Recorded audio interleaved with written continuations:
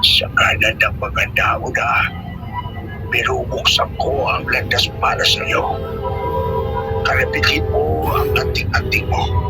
Kung uubra, iinit yan. Kung hindi, ibig sabihin, ayaw nilang tumulong. Ay, Diyos ko. Uminit na naman ang rosaryo. Pero ngayon hindi lang siya mainit. Parang may kumikirot na sa palad ko. Ramdam ko ang pagmamarka nun sa daliri ko. Tapos na. Kailan ko po ba pwedeng gamitin to? Isang beses mo lang pwede gamitin yan, Iha. Pag pumatak na ang alas 12 ng madaling araw at narinig mo na ang tunog ng kampana ng simbahan.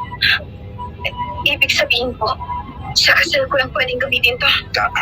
Pero tandaan mo, Iha, pag ginamit mo yan, may kapalit. Ano pong kapalit? Sarili mo lang ang pwede mong sagipin.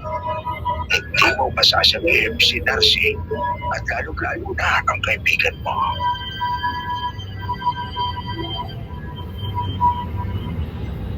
Mula nung gabi ng ritual, mas dumalas na yung pakiramdam ko na parang laging may nakatingin sa akin tuwing gabi. Lalo na tuwing hating gabi. At nung gabing yun, narinig ko ang langit-ngit ng bintanang unti-unting bumubukas. Kasabay ng mahihinang alulong. Parang may malabig na hiningang dumaan sa batok ko. Hinigpitan ko ang hawak ko sa pouch na unti-unti nang umiinit.